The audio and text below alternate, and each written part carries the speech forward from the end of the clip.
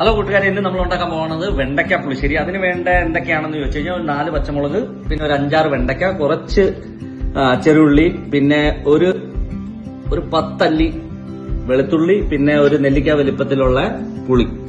അപ്പൊ ഇതൊന്ന് നമുക്ക് കണ്ടിച്ച് റെഡിയാക്കാം. അതിന് വേണ്ടിയിട്ട് സ്റ്റോപ്പ് ചെയ്യാം.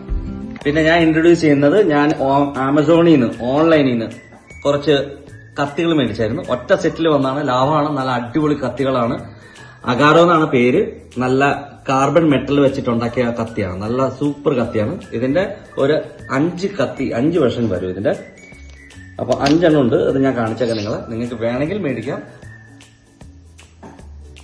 ഇത് നല്ലൊരു പ്രോഡക്റ്റ് ആണ്. ഞാൻ യൂസ് ചെയ്താണ് ഈ പ്രോഡക്റ്റ്. അപ്പൊ നമുക്ക് ഇതൊന്ന് കണ്ടിക്കാം. പോസ് ചെയ്യാം.